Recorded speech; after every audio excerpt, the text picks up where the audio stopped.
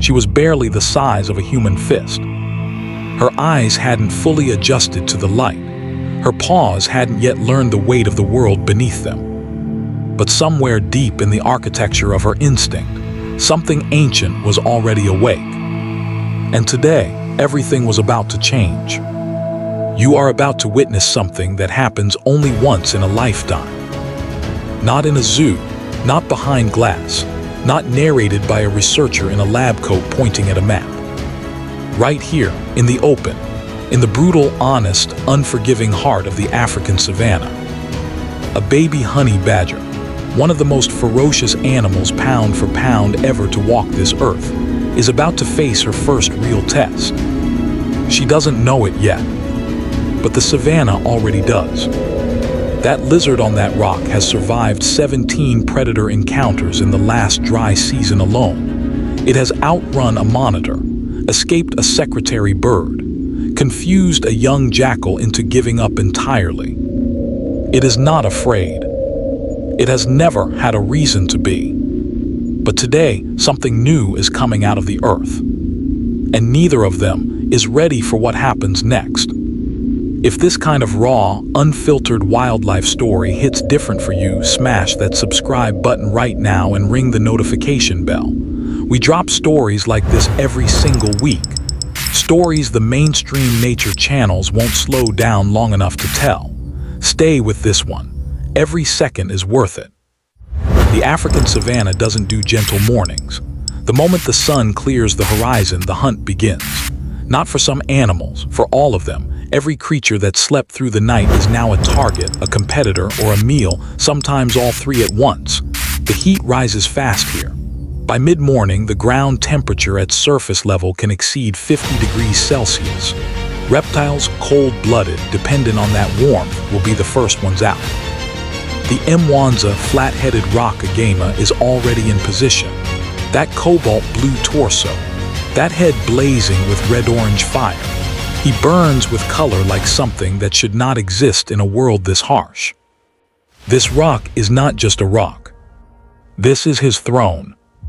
He has held this territory for 2 dry seasons, fought off 4 rival males, lost the tip of his tail to a strike he never saw coming. He has never been beaten. Not yet. 30 meters away, beneath that same unforgiving ground, something stirs.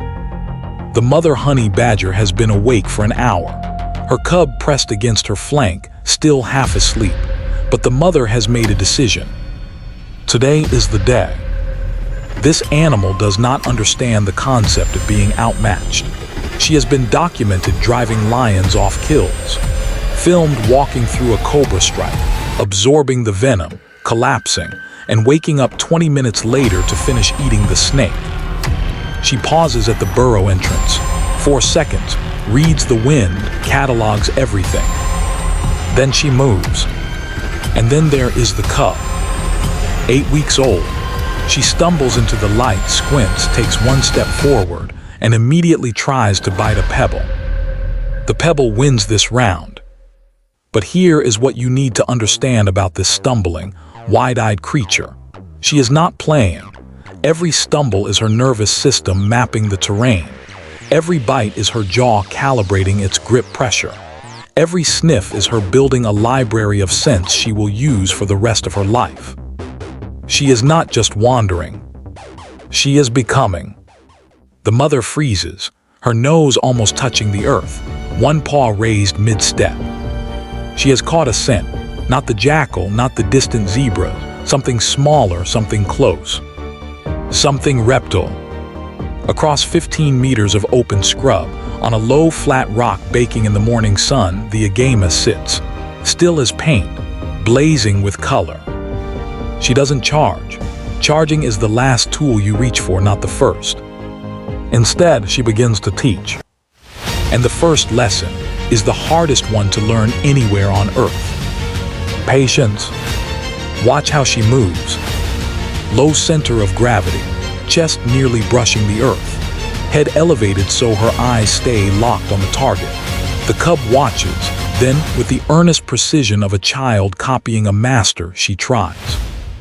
Back end slightly too high, tail doing something unauthorized, one paw sideways. She's not perfect, but she is trying. And in the savannah, trying is everything. The mother charges. The Agama explodes off the rock, a 30-kilometer-per-hour miracle weighing less than 90 grams, the weight of a small apple. Sharp angles, lightning cuts, direction changes that turn a pursuit into a three-dimensional puzzle solved at full speed. The Agama reaches a crack in the rock and vanishes. The mother stops. Not because she failed, because she made a calculation. The math doesn't add up. Every calorie spent in a losing hunt is a debt carried forward. Knowing when to stop is a lesson too. She turns back to the cub, touches her nose to her forehead. You saw that, good, now it's your turn. The Agama returned to his rock. They always do, territorial to the bone. He thinks the threat has passed. The mother positions herself behind the cub now, pushing her forward. The cub goes first, and the mother becomes the backstop, a trap made of living creatures and geography. The cub's nose drops to the ground. She smells something, the residual trace of a living thing that was here recently. She begins to track. She is hunting, not playing at it, not imitating it, doing it for the first time. 5 meters from the rock, 4, 3. The Agama's head snaps up. One eternal second, predator and prey locked in direct eye contact. She charges. The Agama is faster, of course it is. But that is not the point. The point is she charged. She clips the tip of the tail, one fraction of a second of contact, and something fires in her nervous system that has never been fired before. Prey contact. The Agama vanishes into a gap between two rocks. The cub stands at the gap, panting. She doesn't whine. She doesn't walk back to her mother. She puts her nose to the gap, and she begins to dig. If you're still watching, drop a comment right now with "I'm still here." Let's see who's truly following this story.